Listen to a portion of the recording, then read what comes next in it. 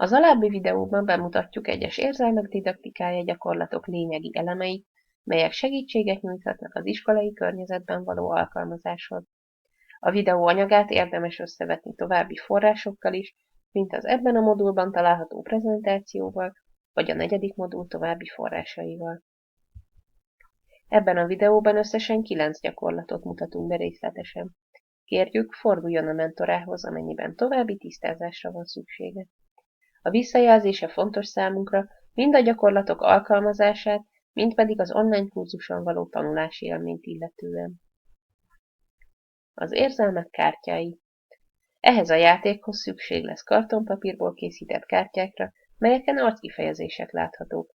A gyerekek felakaszthatják ezeket a nyakukba. A kartont fedjük be műanyaggal.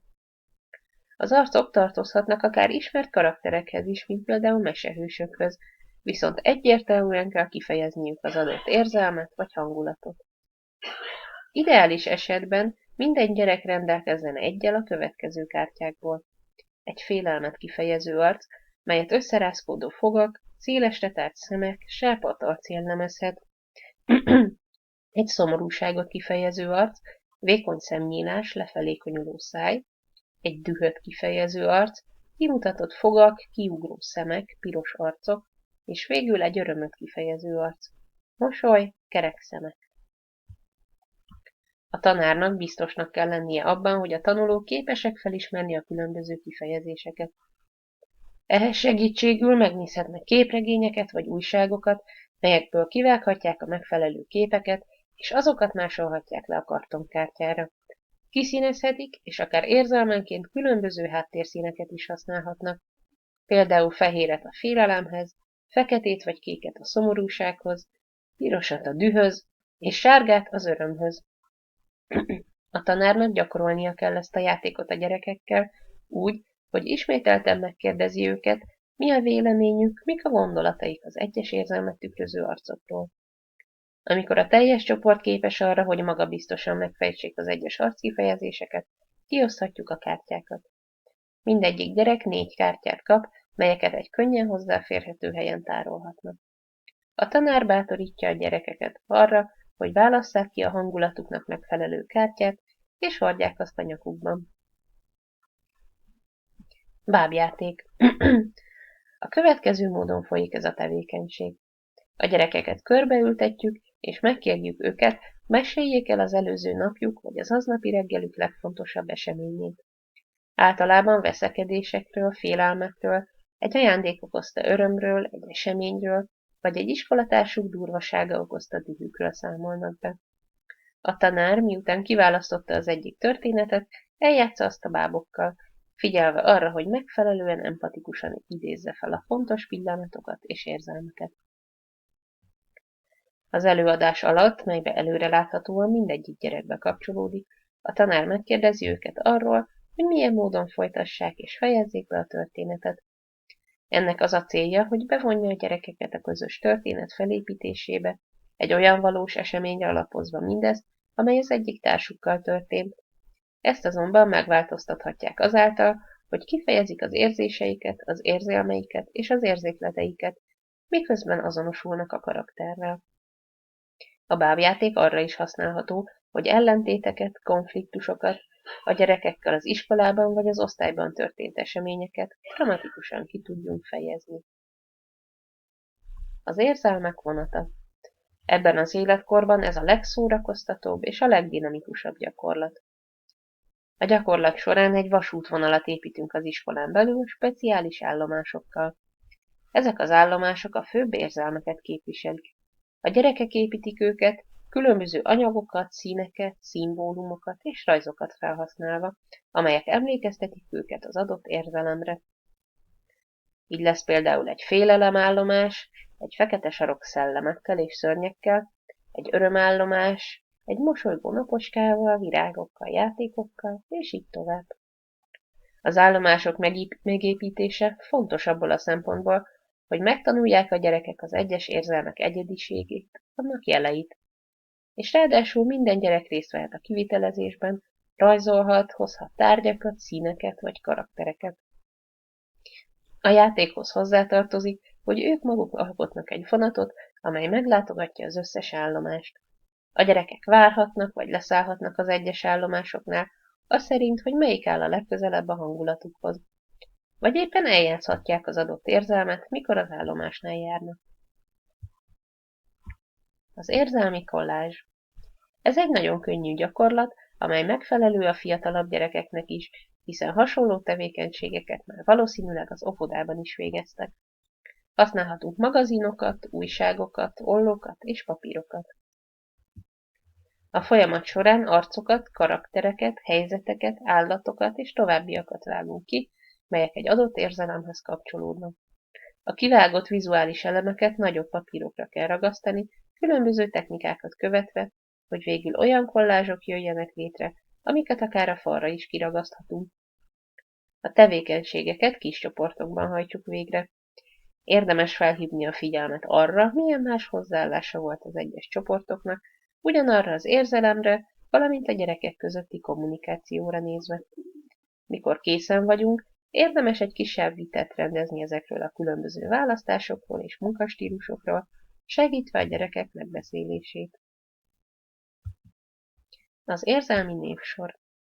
Ez egy speciális módja a napi névsorolvasásnak, amikor a diák válaszol a tanárnak, a megszokott jelen vagy itt vagyok helyett egy 1 és 10 közötti számot mond. A kifejezett érték a diák által az adott pillanatban érzett hangulatát jelzi. Az alacsony számok egy negatív érzelemre vonatkoznak, például szomorúság, düh vagy félelem, a folyamatosan növekvő számok pedig egyre erősebb jókedvet jelölnek. A gyakorlat korábbi kipróbálásánál mindig azt tapasztaltuk, hogy az osztály örömmel üdvözölte ezt, és egyre növekedett a lelkesedésük és a részvételi kedvük.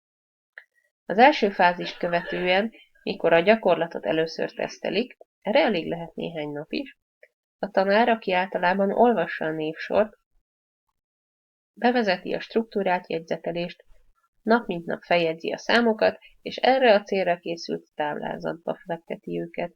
Ez lehetőséget ad arra, hogy egy előre meghatározott időszakra vonatkozóan figyelemmel kövessük az egyes diákokra vonatkozó hangulati és érzelmi trendeket. A következő módon tudjuk az időszakonkénti áttekintést végrehajtani. Először is például megnézzük minden diák alacsony 1 és 5 közötti számait. Vagy megkérdezhetjük a diákot, emlékszik-e még arra az érzésre, így lehetőséget tudunk adni arra, hogy elgondolkozzon a helyzeten. Megvizsgálhatjuk az adott időszakra jellemző érzelmi trendeket is, például átlagos, pozitív, negatív, változó vagy ciklikus volt. Megkérjük a diákokat, hogy gondolkozzanak el az adatokon és a megfigyeléseken, mondják el, miket tapasztaltak.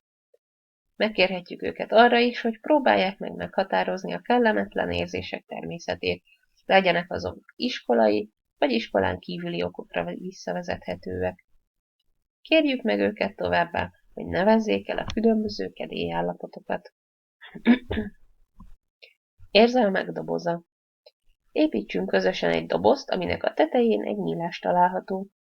Mondjuk el a diákoknak, hogy különböző papírokat tehetnek a dobozba, amin megjelölhetik az adott hangulatukat, és ha akarják, akkor egy rövid leírást is mellékelhetnek hozzá az okokról. A foglalkozást vezető tanár lehetőleg ne adjon javaslatokat arra, hogy hogyan írjanak üzeneteket, illetve figyeljen az anonimitás megőrzésére, meghagyva a gyerekeknek a választás szabadságát.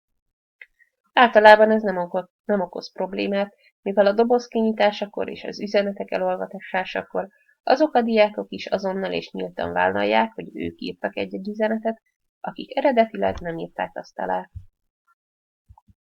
A dobozt egy a tanár által előre meghatározott fontos pillanatban nyitjuk ki.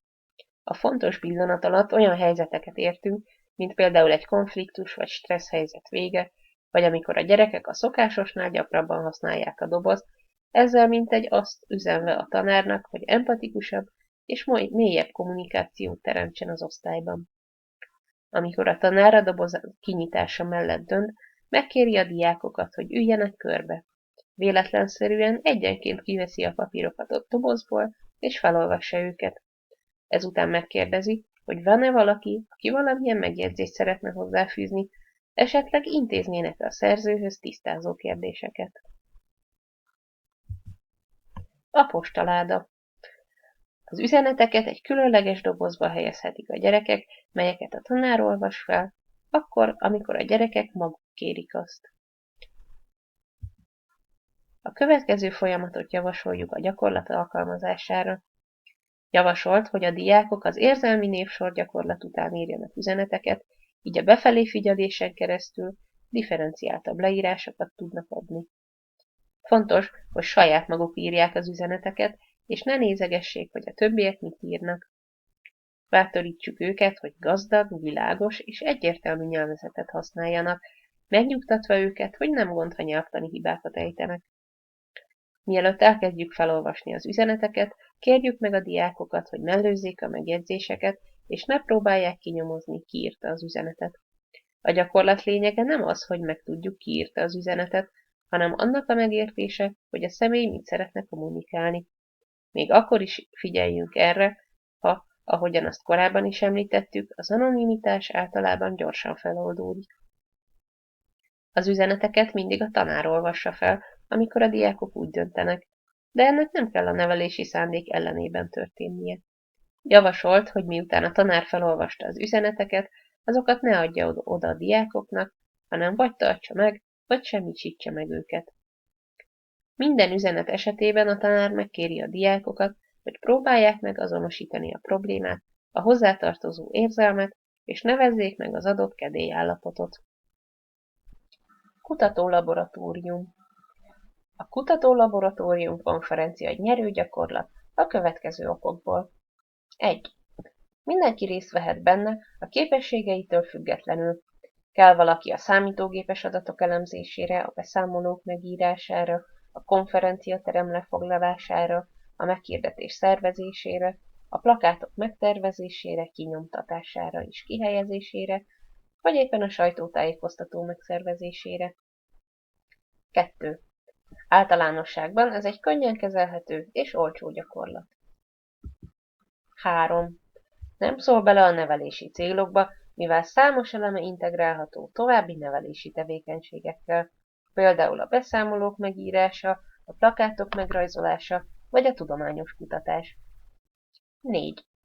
Egy egész éven keresztül a teljes iskola egy adott témáról beszélhet, miközben kezelni kell a felmerülő konfrontációkat, a diákok megoszthatják a személyes tapasztalataikat, valamint kijavíthatnak eddig hibásan berögzült kognitív hiedelmeket. 5. A részvétel általában intenzív és nagyon együttműködő. 6. A diákok sok információt összegyűjtenek egy adott témáról, miközben különböző érzelmeket és érzéseket élnek át. Ettől válik a konferencia megszervezése egy intenzív élettapasztalattá. 7. A szervezés során észrevehetjük, ha egyes diákok specifikus problémákkal küzdenek. Ezeknek a gyerekeknek nagyobb figyelmet kell nyújtanunk. 8. A konferencia megszervezése segíti a tanárok közötti kommunikációt, függetlenül az általuk tanított tantárgyaktól, valamint a diákok közötti együttműködést. 9. A diákok egy kulturális értékkel bíró anyagot készítenek, amelyet a tágabb közösség is felhasználhat, különös tekintettel a tinédzserekre, mivel alapvetően az ő nyelvüket használták az elkészítése során. 10. Annak a lehetősége is megvan, hogy a tevékenységet az évvégi osztályzásra is felhasználjuk, valamilyen módon formális értékelést is nyújthatunk azzal kapcsolatban. Nagyon köszönjük a figyelmét!